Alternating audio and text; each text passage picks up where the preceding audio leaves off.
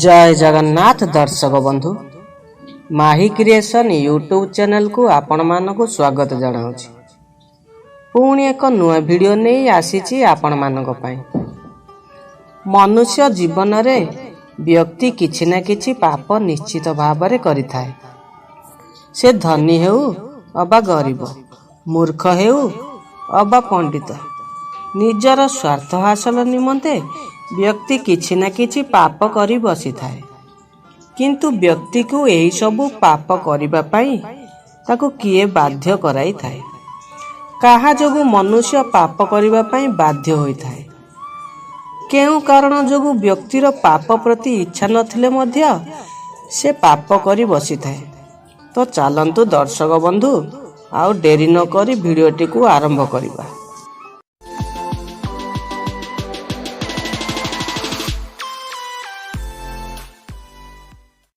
मनुष्य जीवन रे प्रत्येक व्यक्ति चाहेता है किछि पुण्य करिबा पाई, किंतु मनुष्य रे इच्छा नथिले मध्य से पाप करिबा पाई बाध्य होई थाए।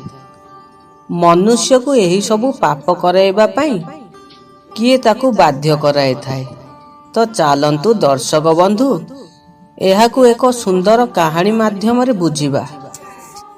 वाराणसी रो एक छोटिया आश्रम रे जड़े ब्राह्मण रही शिक्षा अध्ययन करुथिले। तांकर शिक्षा अध्ययन समाप्ति परे से निज ग्राम को फेरी आसिले। आसिबा बाटरे ब्राह्मण देखिले गोटिए शिकारी तीरटीए धरी गछरे बसिथिबा पक्षीटुकू तार तीर भेद करुअछि। ब्राह्मण एही दृश्य देखि शिकारी को कहिले, तुमे काहेकि एहाको हत्या करुअछ? तुमे कोन जानि नाह जीव हत्या हेउची महापाप? तो शिकारी कहिले, ब्राह्मण महाशय, मु तो मो जीविका पाई यह करुअछि। जदि मो द्वारा किछि पाप हेउअछि तेबे प्रथमे मते कुहंतु ब्राह्मण महाशय जे पाप कौन एवं पाप को जन्म देइथिबा तार बाप किए? मनुष्य काहा जोगु पाप करिबा को बाध्य होई थाए?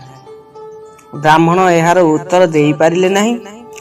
से घर को आसी बड़ बड़ सब ग्रंथ अध्ययन कले, तथापि से तारी उत्तर खोजी पारिले नहीं। पुणी से वाराणसी को जाई सेठारे से बड़ बड़ महापंडित मानक सह साक्षात करी से मानको उत्तर खोजिबा पाई चेष्टा कले, किंतु सेठारे मध्य से एहार उत्तर खोजी पाइले नहीं। सेठारु मध्य से मन दुखरे फेरी आसिले एवं निजकु निजे धिक्कार कले। कहिले एते शिक्षा ग्रहण कली, किंतु साधारण कथार अर्थ खोजी पाउ नाही। से एहार सत्यता जानिबा पाई बहु स्थान बुलिले। ब्राह्मण बुली बुली आसी गोटिए गछ छाई देखि सेठारे से मन दुखरे बसी पड़िले। सेही वृक्ष आर पाखरे गोटिए बेश्यालय थाए। जड़े बेश्या नारी बहु समय धरी तांकु देखुथांती। से निजर सखी मानकु डकाई कहिले, से ब्राह्मण महाशय को मो पाखकु नेइकी आस। से काहींकी दुखरे अछंती थरे तांकटु बुझिनियो। सखी माने ब्राह्मण महाशय पाखकु आसी पचारिले, ब्राह्मण महाशय आपण दुखित कौन पाई? तो ब्राह्मण सेमानकु सबु सत कथा कहिले। सखी माने आसी निजर राणी को कहिले। तो बेश्या तांकर सखी मानकु कहिले, तुरंत जाई तुमे ब्राह्मण महाशय को मो पाखकु नेइकी आस एवं कुह आम राणी तुम प्रश्नर उत्तर जानिछंती। सखी मानक ठारू ब्राह्मण यह सुनी खुशी रे बेश्यालय भितर को प्रवेश कले और बेश्या को से सबु सत कथा सुनाइले। सेही बेश्या टिके मुरुकी हसी देई कहिले, एही सामान्य कथा पाई आपण एते दुखित अछंती? आपण एइटारे किछि दिन रहि जाआंतु, मु आपणको आपणक प्रश्नर उत्तर देई देबी। ब्राह्मण मनरे विचार कला, जेउ स्थान को ब्राह्मण मानकु जिबाकू मना से स्थान रे आज मु रहिबी। भाबिले एहार उत्तर पाई केते स्थान न बुलिछि। କିନ୍ତୁ ସଫଳ ହୋଇନାହିଁ। ଯାହାକୁ ଏତେ ଦିନ ପର୍ଯ୍ୟନ୍ତ ମୁଁ ଖୋଜିଛି ଆଜି ତାହା ମିଳିବାକୁ ଯାଉଅଛି। ତାହେଲେ ଗୋଟିଏ ଦିନ ଏଠି ରହିଗଲେ କିଛି ବା ଅସୁବିଧା ନାହିଁ। ସେଠାରେ ସେ ରହିବା ପାଇଁ ମନସ୍ଥ କଲେ ଏବଂ ବ୍ରାହ୍ମଣ ପାଇଁ ସବୁ ରହିବା ପାଇଁ ଅଲଗା ଅଲଗା ବ୍ୟବସ୍ଥା କରାଗଲା। ସେ ନିଜେ ରୋଷେଇ କରି ଖାଇବା ପାଇଁ ତାଙ୍କୁ ନିଜର ଅଲଗା ଏକ କୋଠରୀ ମଧ୍ୟ ଦିଆଗଲା। ସେହି ବେଶ୍ୟା ସବୁଦିନ ଆସି ବ୍ରାହ୍ମଣଙ୍କ ଠାରୁ ପ୍ରଣାମ ଘେନି ଯାଉଥାଏ। ଦିନେ ସେ ବ୍ରାହ୍ମଣକୁ କହିଲେ, ଆପଣ ନିଜ ପାଇଁ ନିଜେ ରୋଷେଇ କରି ଥକାନ ହୋଇଯାଉଥିବେ ଓ ଆପଣଙ୍କ ଶରୀର ଧୂଆଁରେ କଷ୍ଟ ହେଉଥିବ। ଯଦି କୃପା କରି ଆପଣ ମୋତେ ଆଦେଶ ଦେବେ ତାହେଲେ ମୁଁ ପ୍ରତିଦିନ ସକାଳୁ ଗାଧୋଇ ପବିତ୍ର ବସ୍ତ୍ର ପରିଧାନ କରି ଆପଣଙ୍କ ପାଇଁ ରୋଷେଇ ପ୍ରସ୍ତୁତ କରିଦେବି। ତା ପ୍ରତିବଦଳରେ ଆପଣଙ୍କୁ ପ୍ରତିଦିନ 10 ଗୋଟି ସ୍ୱର୍ଣ୍ଣ ମୁଦ୍ରା ଉପହାର ମଧ୍ୟ ଦେବି। ବେଶ୍ୟା ଏହା କାହିଁକି କହୁଥାଏ? କାରଣ ଏହି ସୁଯୋଗରେ ସେ ବ୍ରାହ୍ମଣଙ୍କର କିଛି ସେବା କରିପାରିବ ଓ ସେହି ସେବା ଦ୍ୱାରା ସେ କରିଥିବା ପାପର କିଛି ପୁଣ୍ୟ ଅର୍ଜନ କଲେ ନିଜ ଜୀବନର ସେ ଶାନ୍ତି ପାଇପାରିବେ। ତେଣୁକରି ସେ ବ୍ରାହ୍ମଣକୁ ଏହି ପ୍ରସ୍ତାବ ଦେଉଥାନ୍ତି। ବ୍ରାହ୍ମଣ ମଧ୍ୟ ଭାବିଲେ, ଏହି ମୋତେ ବାରମ୍ବାର ବିନମ୍ର ହୋଇ କହୁଅଛି ତ ସେ ବହୁତ ସରଳ ହୃଦୟ। ଯଦିବା ମୁଁ ତାହାରି ହାତରୁ ଖାଦ୍ୟ ଗ୍ରହଣ କରେ ତାହେଲେ କିଛି ମଧ୍ୟ ଅସୁବିଧା ନାହିଁ। କାହିଁକି ସେ ମଧ୍ୟ କହୁଛି 10 ଗୋଟି ସ୍ୱର୍ଣ୍ଣ ମୁଦ୍ରା ଦେବ ଏବଂ ପରବର୍ତ୍ତୀ ସମୟରେ ଯଦି କିଛି ପାପ ଲାଗେ ତାହେଲେ ମୁଁ କେଉଁଠାକୁ ଯାଇ ସେହି ମୁଦ୍ରା ଦେଇ ତାର ପ୍ରାୟଶ୍ଚିତ କରିନେବି।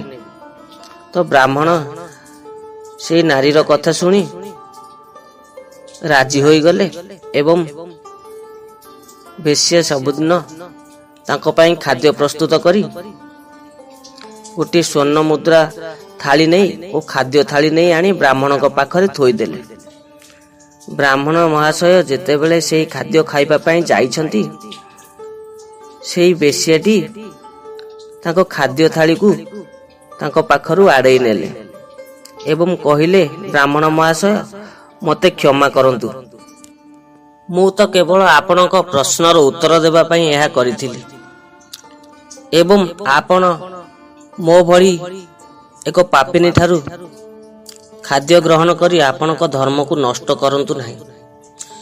ଯେଉଁ ବ୍ୟକ୍ତି ବେଶ୍ୟାର ମୁହଁ ସୁଦ୍ଧା ଚାହାନ୍ତି ନାହିଁ ଓ ବେଶ୍ୟାଠାରୁ ପାଣି ଟୋପେ ଗ୍ରହଣ କରନ୍ତି ନାହିଁ, ଆଜି ଆପଣ ଏହି ଧନ ଲୋଭରେ ମୋ ହାତରୁ ଖାଇବା ପାଇଁ ପ୍ରସ୍ତୁତ ହୋଇଗଲେ। ବ୍ରାହ୍ମଣ ମହାରାଜ, ପାପର ବାପ ଆଉ କେହି ନୁହେଁ। ଲୋଭ ହେଉଛି ପାପର ବାପ। ମନୁଷ୍ୟକୁ କୌଣସି ବସ୍ତୁ ପ୍ରତି ଲୋଭ ହେଲେ ସେ ପାପ କରି ବସେ ଓ ଶେଷରେ ନର୍କ ଯନ୍ତ୍ରଣା ଭୋଗିଥାଏ। ତେଣୁ ଲୋଭ ହେଉଛି ପାପର ବାପ ଓ ସର୍ବନାଶର କାରଣ।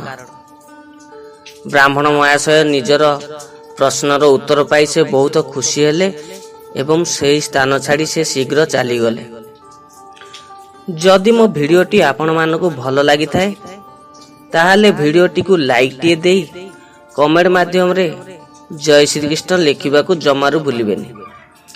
ଯଦି ଆପଣ ମୋ ଚ୍ୟାନେଲରେ ନୂଆ ଅଛନ୍ତି ତାହେଲେ ଚ୍ୟାନେଲକୁ ସବସ୍କ୍ରାଇବ କରି ଘଣ୍ଟି ବଟନଟିକୁ ଦବାଇବା ପାଇଁ ଜମାରୁ ଭୁଲିବେ ନାହିଁ, ଯାହାକି ମୁଁ ଅପଲୋଡ କରୁଥିବା ପ୍ରତ୍ୟେକ ନୂଆ ନୂଆ ଭିଡ଼ିଓ ଶୀଘ୍ର ଆପଣମାନଙ୍କ ପାଖରେ ପହଞ୍ଚିଯିବ। ଆଜି ପାଇଁ ଭିଡ଼ିଓଟିକୁ ଏଇଠୁ ରଖିବା। ଜୟ ଜଗନ୍ନାଥ, ଜୟ ହିନ୍ଦ, ଜୟ ଭାରତ।